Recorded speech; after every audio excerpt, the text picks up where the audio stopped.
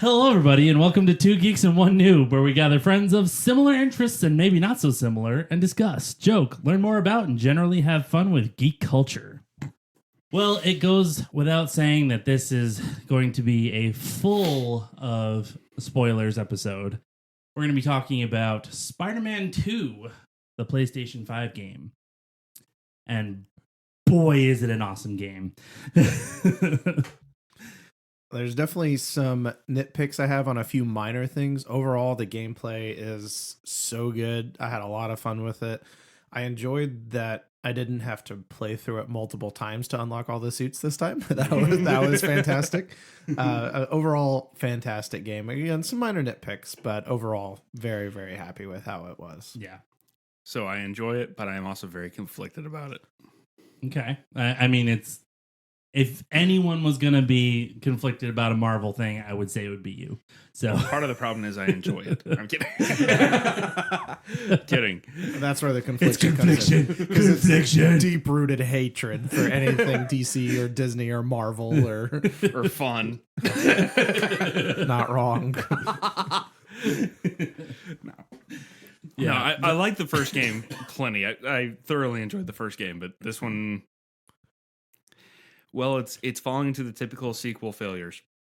You think so? Yeah.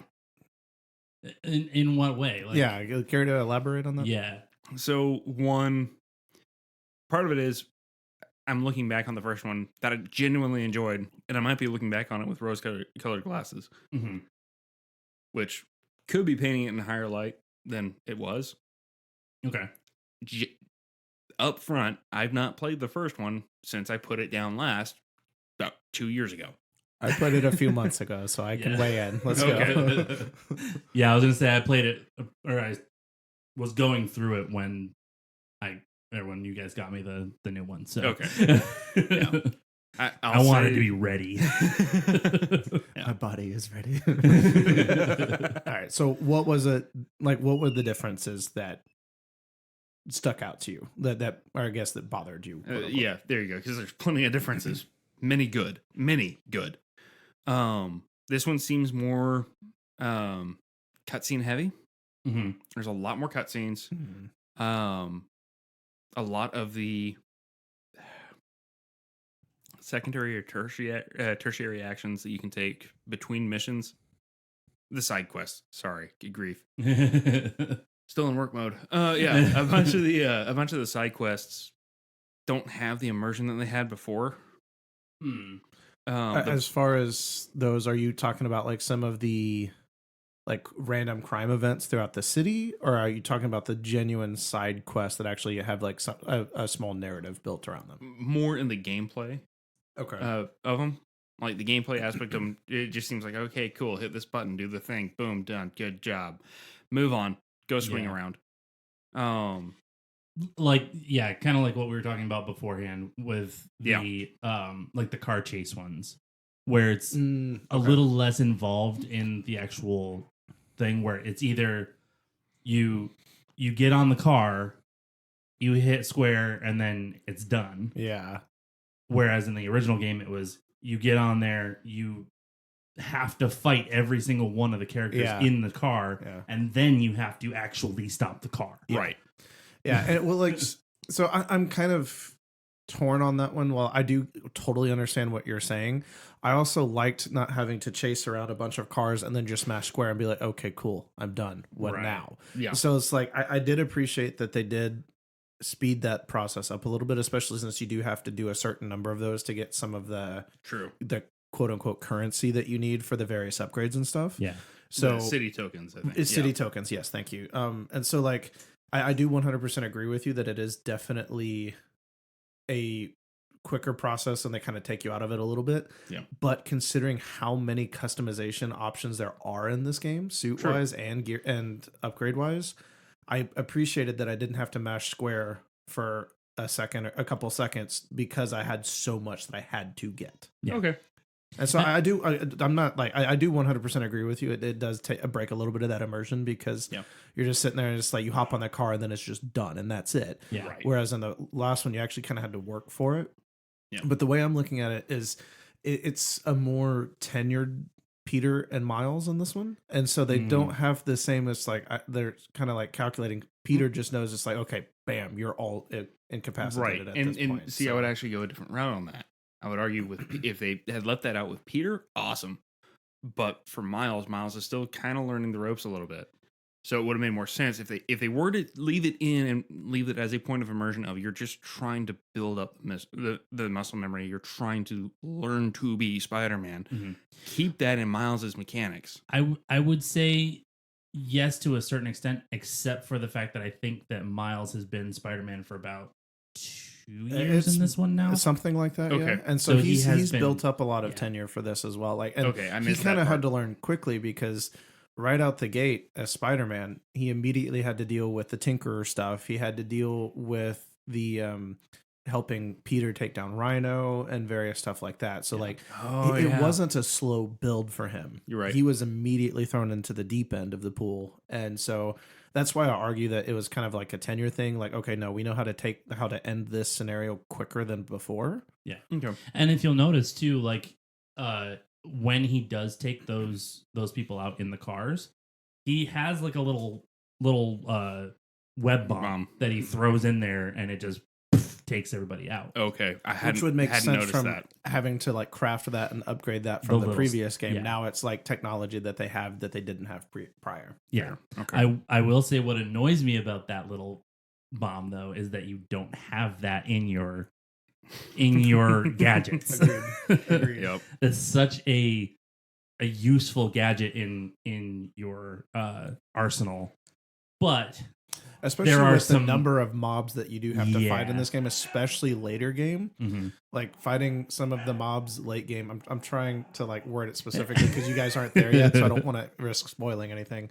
But the way that some of the mobs work later game, Web Bob would be really spectacular. Yeah. Oh, you mean with the pink ones? Yep. Yeah. That actually ties into one of my nitpicks being the change up to some of the gadgets we have available. I get that some of the gadgets are specific towards the whole symbiote thing, and some of the stuff that we have to fight in this one that... Wait, the symbiotes are in this? We already discussed the spoiler. I know. And they showed Venom extensively through the trailers. If you didn't know the symbiote was present, that is 100% on you, my friend. I didn't know we were getting Black Suit Spider-Man. Sounds like a you problem. Sounds like a skill issue. Not wrong. Anyway, I do get that the gadgets that we use are more geared towards the enemies we fight in this one. Yeah. But that web bomb would be super helpful in this game. And so that would be one of my nitpicks is just they took away some of the gadgets we had in the previous ones that were really good. Mm-hmm. And I still feel like would have had every bit as much use here. And they could have done something similar like what they did with the abilities, and you just pick which of the gadgets you want equipped at what time. Yeah. There wasn't really a reason to remove them, in my opinion. Did you guys notice that the like webbing people up isn't as effective in this? I did, yeah. Mm-hmm. Like you can still web people to walls and stuff, but which almost happens automatically. You don't actually have to do it. Well, no, they have to be next to something, which is fine. That was how it was in the original game too. But in this one, when they're not next to anything, you web them up, and it almost looks like they break right out of it. And I get that it's probably story driven because it is the hunters group chasing after you, and so they've obviously done their research. They know how to combat your fighting style. Yeah, but it's also the Cult of the Flame, which, granted, it's from where I'm at in the story, it's going towards the direction that they are an offshoot of the Hunters.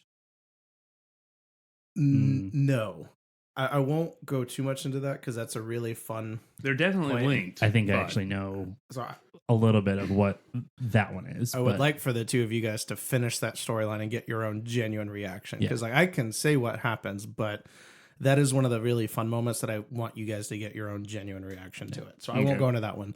They are not tied to each other. They are two separate groups.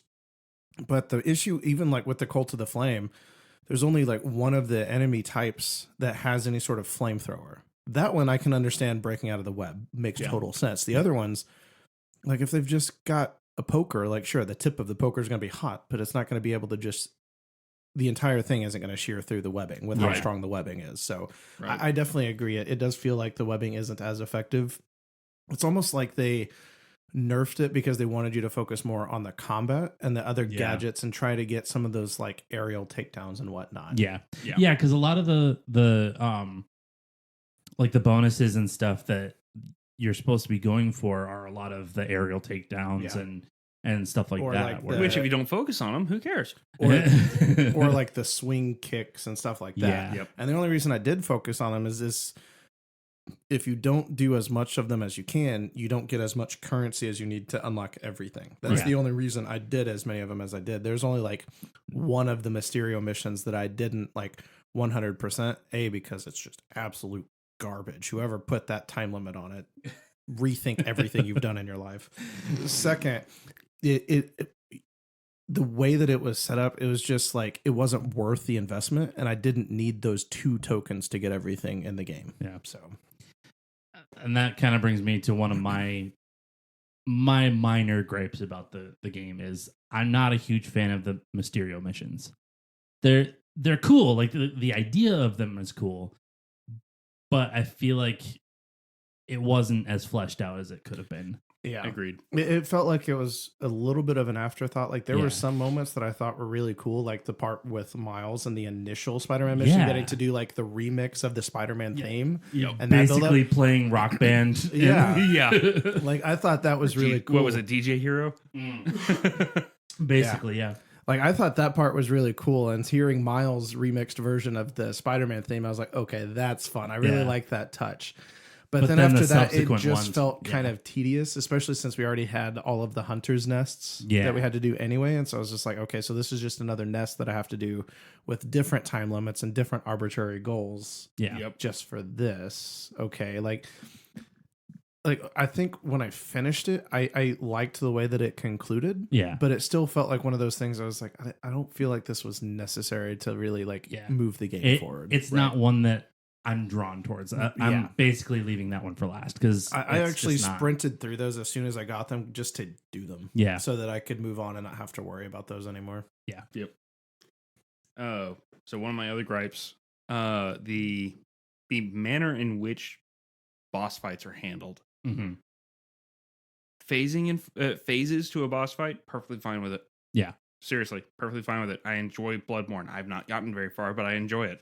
Same with any of the Souls likes. Gives it an almost Mortal Kombat feel where you're going from one section of the building to another. Exactly. Yeah. Yep, exactly.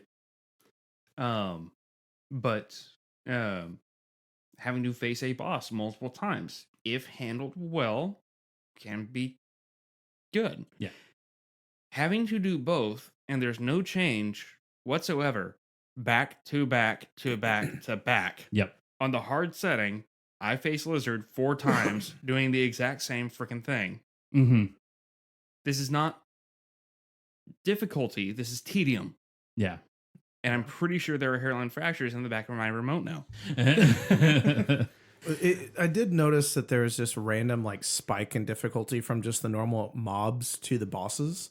And if it was a gradual increase where the mobs started to get it more and more difficult and then the bosses were equally difficult, that would be one thing. Right. But I didn't really feel like that was the case. I was handling all of the mobs I faced just fine. There was only one challenge that I messed up on, and that was just because there was 2 points I had to defend that were just far enough apart that I couldn't just stand in the middle and pop off web and whatnot. Yeah. But going from the mob to the bosses, it was just such a big jump in the difficulty on some of them. Yeah. And to your point, with there being multiple faces, some of them it was just okay, I already did this. Why am I having at least change it up enough to justify having it. Right. Yeah. Yeah.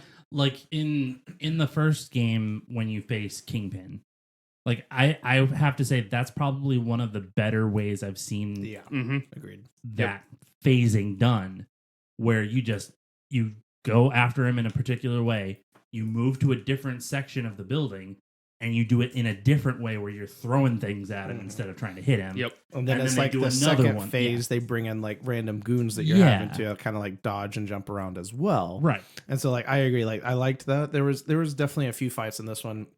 And for me, the one that actually got me the most frustrated was actually the final boss, because it was like 3 stages and it all was the same.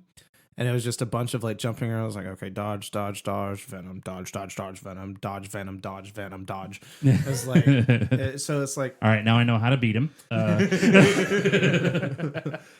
Play as Miles. Got it. well, you can't play as Miles like in that fight. So, but yeah. Ooh. Okay.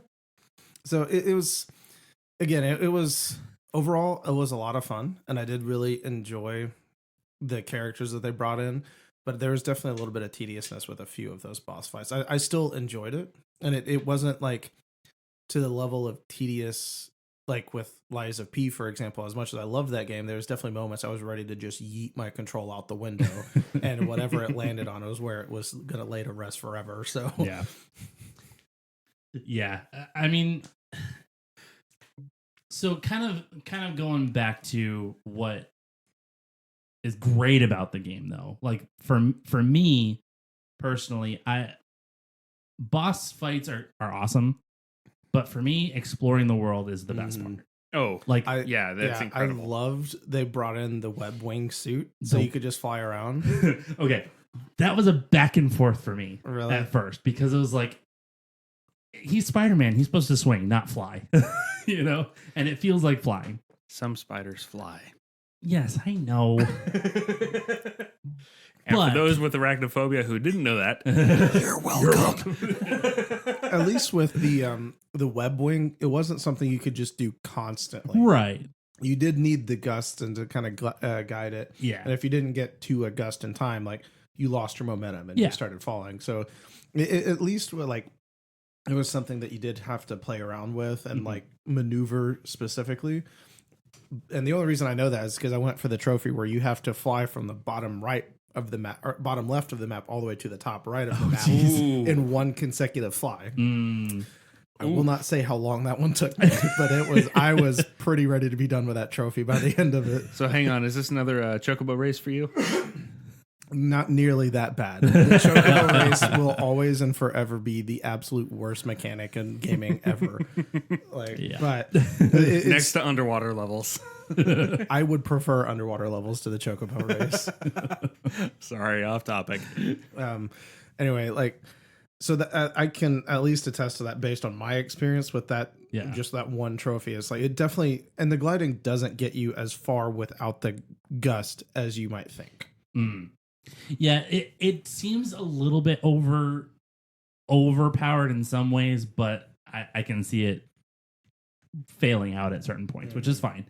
And again, I was back and forth on it, and I'm coming down on the positive side for it now, because it's very useful and very just like I can get anywhere I need to go without swinging for a while. Yeah, especially with the city being even bigger than it was in the previous game. Getting across the water. Ooh, that's so cool. Yeah. Yeah.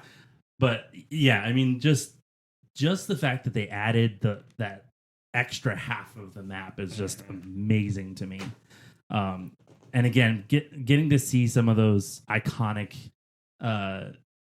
buildings and stuff in there too. Like, I haven't seen it yet, but I know the Baxter Building's there. I'm pretty sure Doctor Strange's house is still there. All of the stuff that was from the previous one, Avengers Tower. So you still see the Baxter Building, the Avengers Tower. The Baxter Building wasn't in the first one. As far as I know, I think the Baxter Building is on the other. There, but they hadn't been. Oh, it may be on the other. I think it's on the other island. I'm not sure. I think it was there, but because I actually went up to the Baxter Building and the Fantastic Four helipad, and there's construction equipment there. Yep. So I think it was there, but that that portion of it hadn't been built yet. Okay. All right. So I might have been wrong then, but because I was like, as soon as I saw it, I was like, ooh, what's up there? Yeah. Like, yeah, seeing that big 4 on there, oh, it's so stinking cool. Yeah, I ran up there and saw some of the construction equipment and the fencing around the helipad, and I was like, oh, okay, is this signs of what's to come? But future games, Okay, so here's a little side note that I think is going to be kind of cool. Is from what I've seen, and I also have not gotten this far either, but there's apparently a Wolverine suit that you get in this one. It's like a Wolverine-esque. It's very Wolverine-esque. Like it has the like black swoop with the ears that come up on it's yellow. On the map. That's one of the colors. You can also get it like red and black and a few other colors. Right. But yeah, that's. But as far as I know, as I believe they're building the Wolverine game and this one in the same world. I believe so. That's what it sounds like. Yeah. It seems as though they're trying to build up the Marvel world in Insomniac, which I'm fine with. I am absolutely like, hey, down they're going to do it. better than Feige can, and Square Enix for that matter. Yeah, if they make a Fantastic Four game, that could be really interesting. Yeah, that would be sick. Yeah, that could be really interesting. That would be intriguing. They've done Fantastic Four games before, not by this company, but just as good as the movies. I liked the movies. We know, Dan. But this is a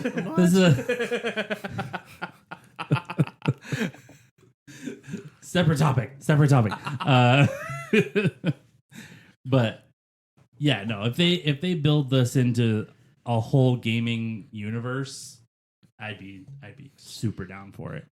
I'd be here for it. I really liked the variety of suits that we had in this one because that was one of my favorite mechanics from the previous one as well.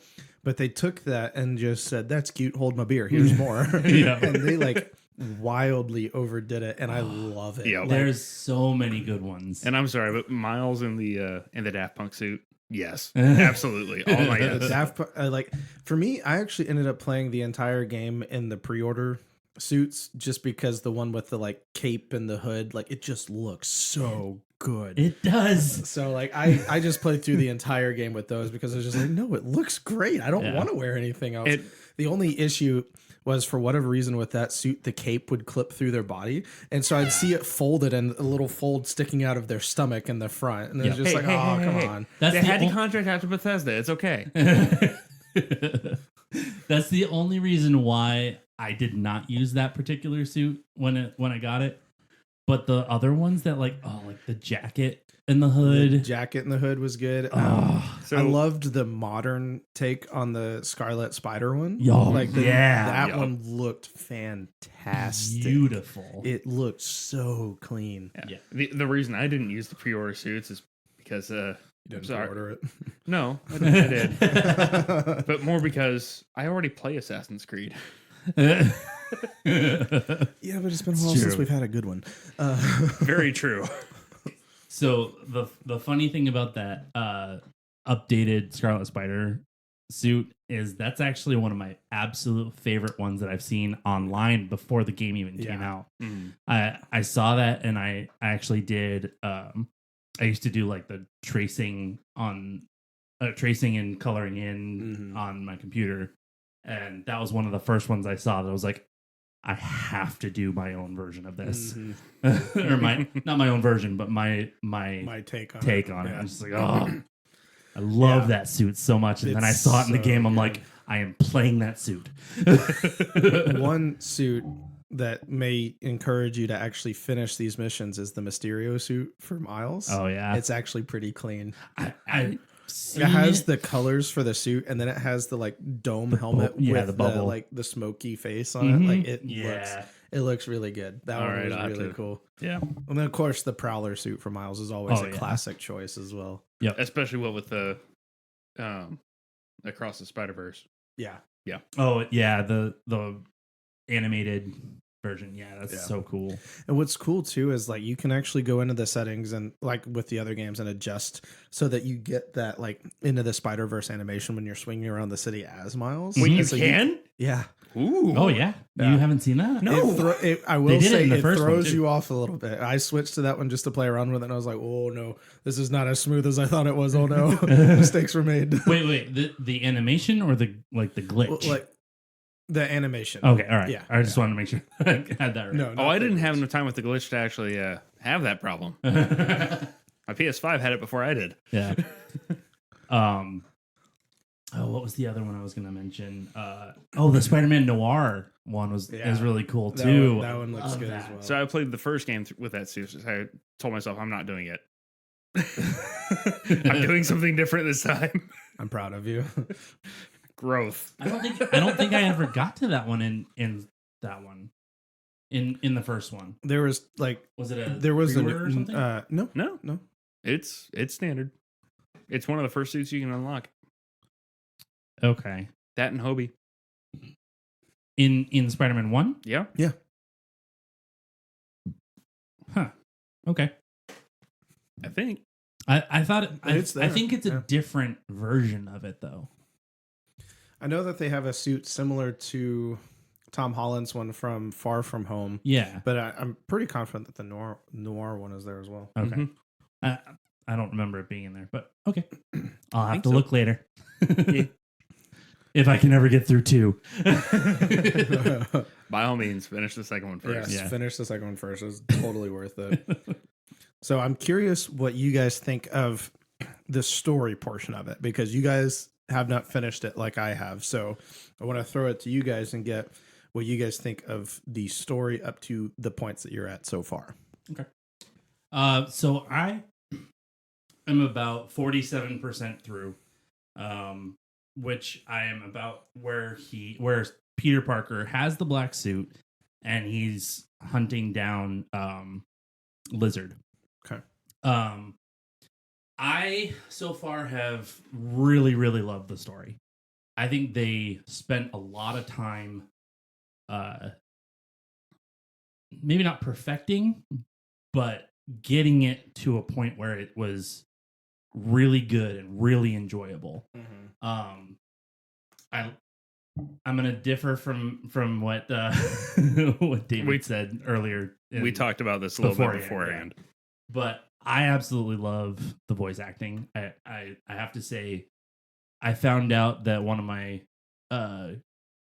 voice actors from Critical Role voices MJ. Oh, nice. Laura Bailey. Oh, okay. And she blows it out of the park. She absolutely crushes it. And there's one part later in you won't get this reference, unfortunately, Dan, but you will, David. There's one part later in the story that the way that she talks and the way that she screams in an interaction, 100% Maka from Soul Eater. 100% Maka. Like, as soon as I heard it, I was like, oh my gosh, that's just Maka. That's not MJ. Like, I'm guessing she plays Maka. she does, Yep. yeah. Okay. Yeah. Yeah, it's just 100% the exact same voice. I was just like, why did it take me this long to get that? Come on. But yeah, no, like that one was fun. And I agree with you. I really enjoyed the voice acting. My issue is actually with the mocap for the faces for this one. Really? Yes. The MJ mocap face, for whatever reason, they made the model of her face less attractive than the version of MJ that we had from the previous game. And it doesn't seem like it fits the character as well. Okay. To me. And I did find it weird that they changed it. Yeah, like it just felt like an unnecessary change just for the sake of changing it. And I didn't notice.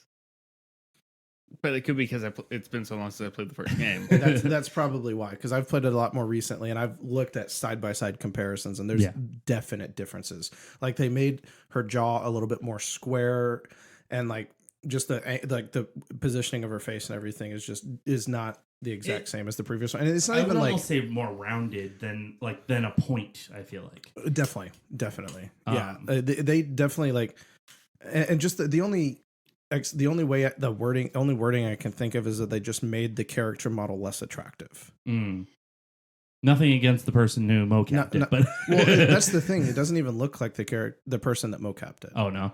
Ironically, it looks like very similar to one of the writers. Self-insert much? Who knows? But see, I do have a different take. With at least like I can understand what you mean by MJ. I feel like the MJ very face similar. is really the only complaint I have. Yeah. Like Harry, there was all the other few, ones I feel like were really good. There's one or two scenes that Harry's face feels a little off. Yeah. And the only reason I say that is because if you look at Harry's face and then look at Peter's face and Miles' face, both of their faces are so crisp and clean and done with so much detail. there is some scene, and it wasn't like a huge difference, but there was definitely moments when they show Harry's face. I'm just like, where's that crispness that we got? A little bit more digital than Yes. Yeah, exactly. Yeah, I can see that. Yeah.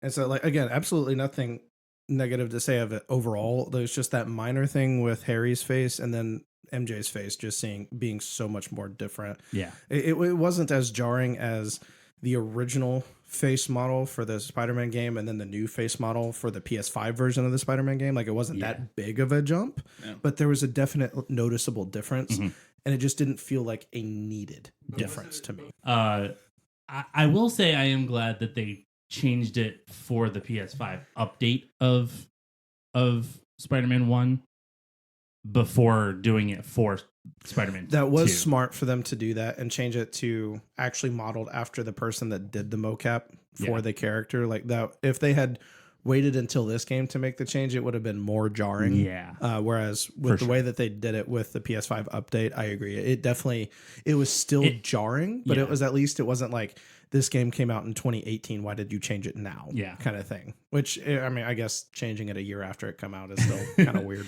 But it at least preps you for it. Right. Exactly. Where they're like, okay, we wanted to change this before. And at least at this point, I've played through the first game enough that that's the face I now think of. So hilariously enough, mine didn't do the update. Well, it's only on But the I at least knew PS5 about it. disc. It's not the digital update. So because you're using the PS4 disc on the backwards compatibility. Right. And so you didn't get that. It's just strictly the PS5 version, not the digital update. Yeah. Exactly. So I didn't quite get the actual change, but I at least knew about it far enough in advance where I was like, okay, I can So you get knew what to behind the expect, second one. Yeah, exactly. And like, again, like the character models and the mocap and whatnot for both Peter and Miles, spectacular. Yeah. They were crisp, they were clean, they were done very well, very intentional detail. Like just no complaints there at all. It was just those two minor things with MJ and Harry's face that was the issue for me. But overall, nothing negative to say there. But I'm sorry, I cut you off with the story. Oh no, no, you're fine. I think that's pretty much all I had to say. I feel like the storyline is very well done. I love all the characters that they're throwing in there that you recognize from the comics and the cartoons and stuff like that, like Kurt Connors and even Vulture. Like they mention at the when Craven's going. Did through. y'all, knowing both of you guys have gotten through the zoo part, did you guys get what was happening with everything they showed at the zoo with all those characters, all those villains? Oh yeah. Well, I knew that they were being hunted and that they were killing. They're already dead at that point. Yeah. Yeah. All of those characters are already dead. Yeah, because they killed Vulture. Scorpion. So Scorpion was killed on screen. Right. But off screen, Electro, Shocker, Vulture, The cushion is dead? Cushion is dead. Shocker, right? They never show. Oh no. Okay, Tombstone's fine. Yeah, never mind. Yeah, Tombstone was saved. There's other villains. I know there's other villains. Doc Ock. Doc. Well, he's mentioned, but I don't think he's any mentioned, of but his he's stuff still is in actually prison. shown. Okay. Yeah. and that ties into a post-credit scene, actually. Oh, Ooh. Doc Ock, yeah. nice. So, Rhino. Sorry. huh? Rhino. Is gone. Rhino is still in prison as well. Is he? Yes.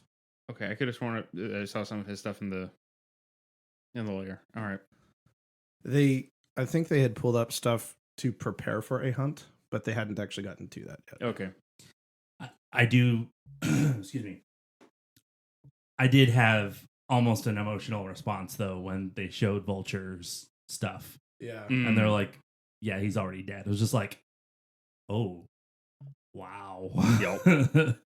There's that like little bit of nostalgia, a little bit of like, Okay, so oh boy, Slight terror. yeah, only slight terror. 4 characters that are confirmed killed in this game, which obviously spoilers, but we said that in the beginning. Yeah. Scorpion, Electro, Shocker, and Vulture.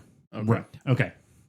But I like when I was going through the camp, and then I was like, oh, then you hear MJ say, "Oh, he's killing them," Yeah. and it clicked. I was just like, oh no, they just killed off 4 of the Sinister Six. Yeah. Like, Yep.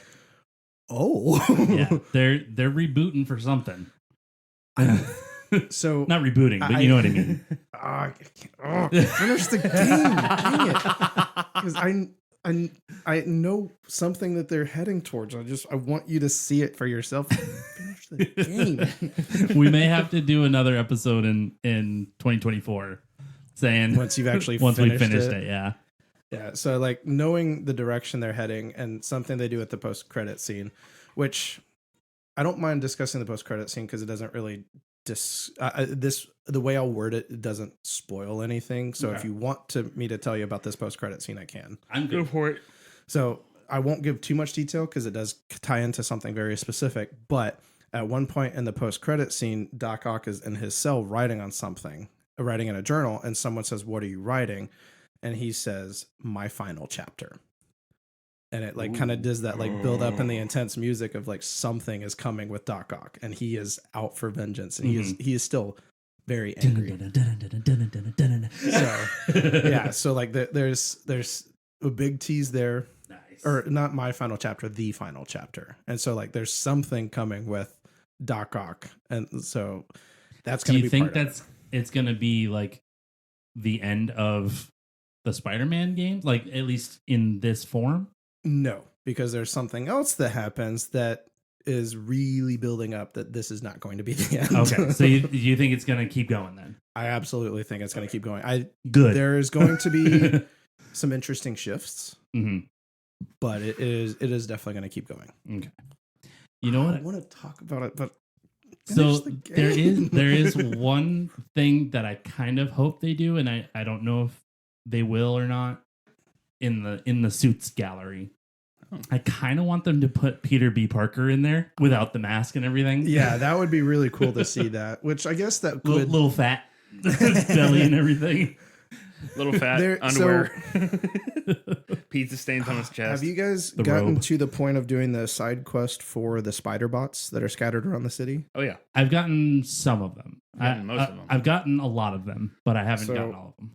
Ah, If that's something that doesn't fully, it doesn't spoil the story. I'm fine It's with- a tease of something to come. Yeah. that's fine for me. Okay, so Because After it you- seems so far like It's a side most of quest. the After- most of the spider bots are based on other Spider-Man or Spider-Verse Multiversal, characters. So once you've gathered them all, you get a contact from someone that says, "Hey, meet me at this location. I can take care of those for you." You go to that location and a rift opens up. And it is like a PS2 graphics version of a character inside the rift, and goes, "I'll take care of those. If Miguel finds out, he's going to be really angry." And she Okay, just so scoops up all of those, and then she was like, "Good luck out there. Don't let Miguel find out." And then the Is that- rift closes. Wait, is that Thanks, Spider Gwen. Gwen or is it? It was a uh, different character. Oh, Okay. It was like, so she was like a bar worker, but like in PS2 graphics. Huh. And so it's like she's tied to the Spider-Verse in some way. They don't really explain how or anything, but she's definitely tied to the Spider-Verse, specifically calls out Miguel by name. Right. Yeah. And they, Spider-Man 2099 for those who don't know. Yeah. well, the deal is if she's calling out Miguel, no one's gonna see it coming. So there's definitely going to be some Spider-Verse stuff, I think, coming up. I Mhm. don't know exactly how they're going to do it, but all of these different versions of these spider bots showing up, calling out Miguel specifically, and even Genki sitting there like, I don't know what's going on. The signals are off, and they're like kind of coming from different stuff. Like I don't know exactly what's going on. Keep They're gathering all them. scrambled and stuff. Yeah. Yeah. Dude. So, okay. So I did hear a little bit about that. I saw something online that was showing like the rift, like from across the Spider-Verse. Yeah. And I wasn't sure what it was, but that answers that question. And I So like that they that's even cool. went with that different animation style, like in the Yeah. movies. And it's like, okay, this is just like PS2 graphics, but it's still something different. It is a different Spider-Man game that is still part of the multiverse here. So The thing I have to say is if they do not get what's his name? Oh shoot. The guy from the original trilogy. Tobey Maguire. No, the guy that's in all of them as different people. He plays the theater not busboy, usher. He plays the Bruce Campbell. Bruce Campbell. Thank you. If they don't get him to be in the game as like a narrator or something, I'm gonna be disappointed. That would be really cool if they did that. I can't believe I'm saying this as a McDonald's, but Bruce Campbell, please do the world a favor and grace us with your presence once again. He's such a funny guy. I love him. Oh no, fully agree. And all I can think of when we finally landed on who you were talking about was that song by Psycho Stick that I'm pretty sure earned them a restraining order. Oh no. Maybe not mention it here then. Yeah.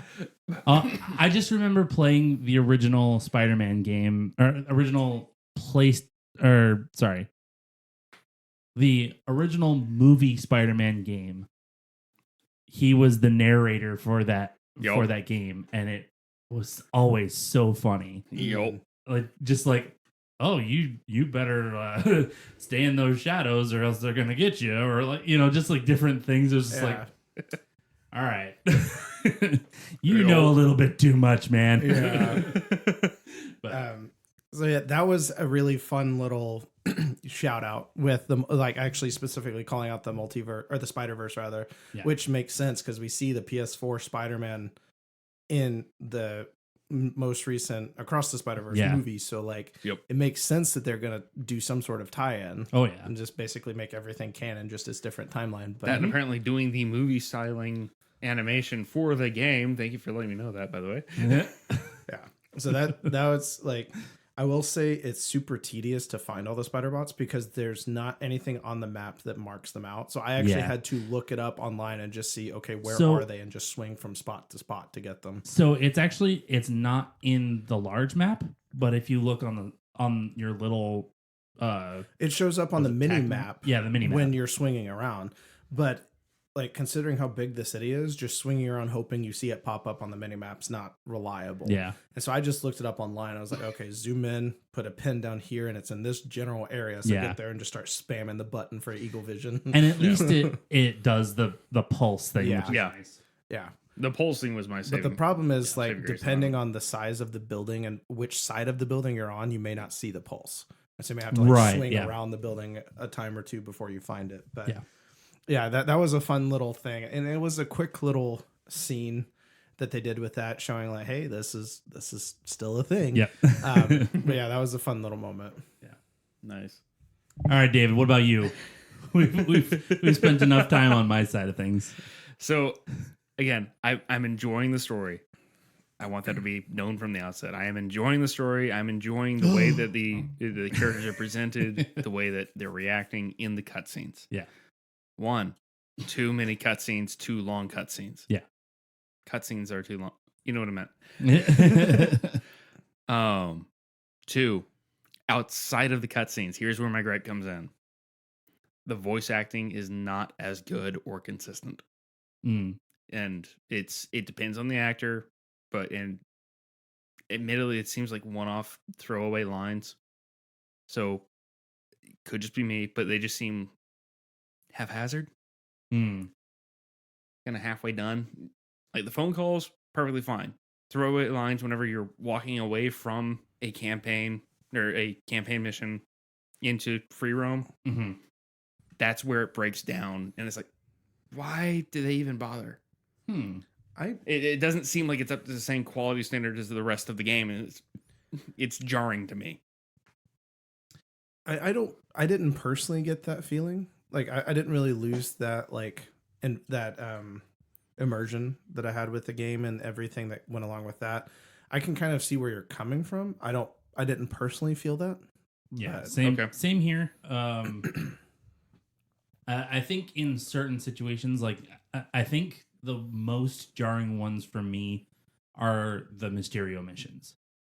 I think you're right in that sense of like it kind of feels like those ones were a little bit less so prepared, and they just kind of went, okay, you're done with this one, walk out.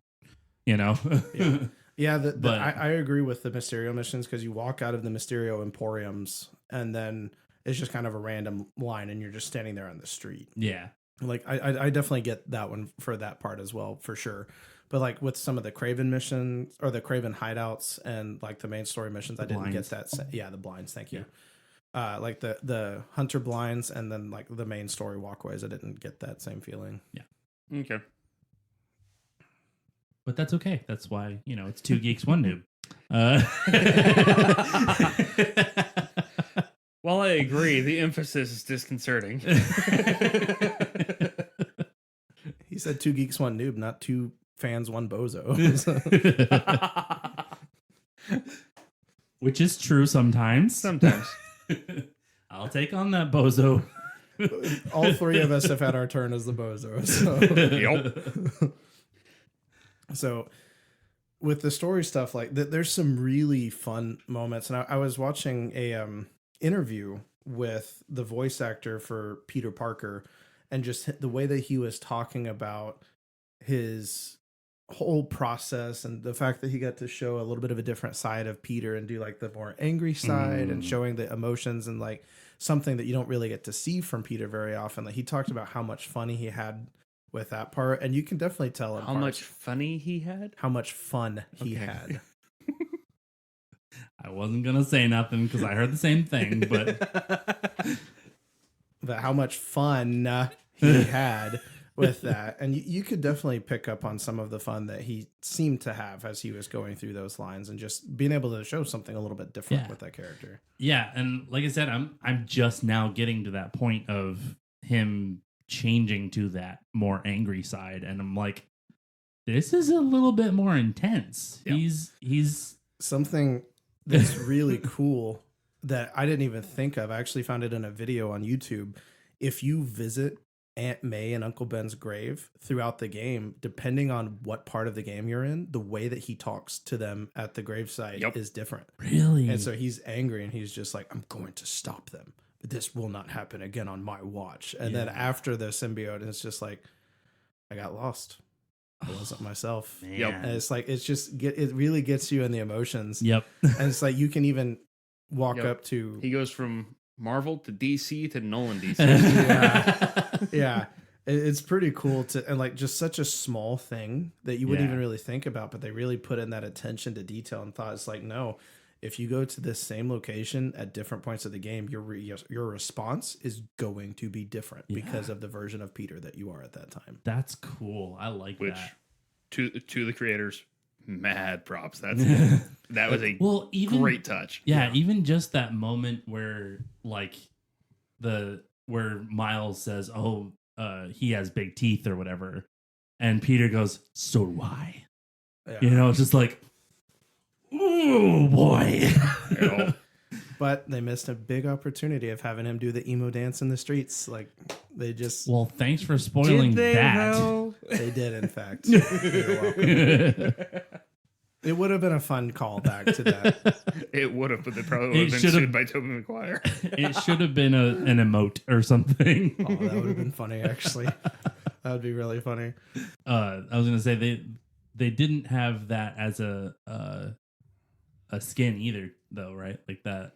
No. Okay. Nope. That would be cool really too. Just the suits, like the version of Peter that you see is always like just Peter. Yeah. But it is interesting to see like how drastically the way that he interacts with different people actually in the world, like his interactions with MJ, his interaction with Harry, even his interactions with Mrs. Morales. Yeah. And just like throughout the game, like, and he's like kind of he's like the angry version, but she just goes full on mom mode and she goes, "No, get out there, do it." Yeah. And he's like, as angry as he is, he's like, "Fine, you run."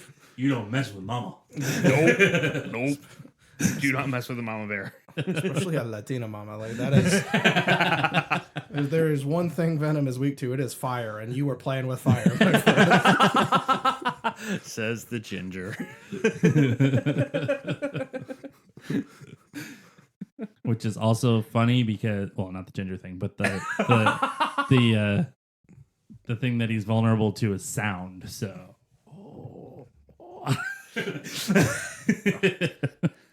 Especially the sound of a flying chunkla. Hey man, have you heard a pissed off Latina? Like that sound will weaken anyone and anything.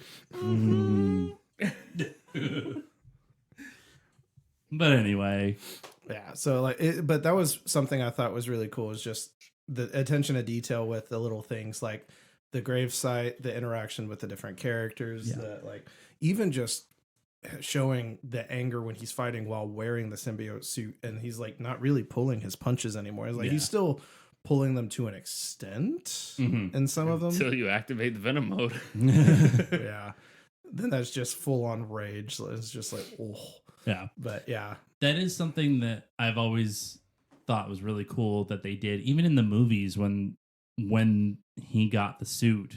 As much as Spider-Man 3 was not the best movie by any means, they did some attention to detail in those movies that was actually really well done. Yeah, where when he's got the black suit on, he's a little bit more hunched. He's a bit more like animalistic. Yeah. Yep. And like you definitely see that. Yeah. I was watching some of the behind the scenes on that not too long ago, and it was just like they intentionally made it look more menacing. Yeah. And I can see that in the games as well, in the game as well, with him just changing his physicality to, even with just that first fight that you have when you first get the symbiote suit, it just has a different feel to it. Yeah. And it's even his walking posture is more of the Tom and Jerry Amagetchis type walk. Yeah. That one scene coming out of Connor's house. Yep. That was really cool because he just looks angry. I mean, he is. Well, yeah, but you can see it in the animation and in the style of fighting he does. It's such a subtle thing, but you can see it, which is amazing. The way that they did it was just so well done. Like, even with the little things like his interactions with MJ, it goes from "I will protect you at all costs" to like, "Even you aren't safe from me right now." Yeah, kind of get out of my way. Yeah, exactly. Yep. And it's just the whole interaction and the whole build up. There yet? That's why I was very careful, high level, and not in the weeds with it. But yeah, like they just every interaction that he has with people as he progresses with the symbiote, just you see that change and that buildup of the anger and rage building. Yeah. And like there's some really cool stuff, and like I'm very interested to see what you guys think once you do finish it and see everything, because there's some really cool stuff and really cool buildup that they do with different characters as you progress further. So I'm definitely looking forward to it. I am too, and I'm just really hoping Insomniac pushes out a patch soon. All right, well, that will wrap up this episode. We didn't get through the full game in one sitting because, shocker, a bunch of nerds like the Spider-Man game. Who would have thought that? So we will be touching on this one again. We will probably wait until next year so these two nerds can actually finish the game, and then we can actually discuss, and I won't have to sit here and dance around like a dork wanting to talk about spoiler content. But we hope you enjoyed the episode. If you did, please share it with all of your friends and family, and feel free to hit us up on social media. Thanks for listening. Bye.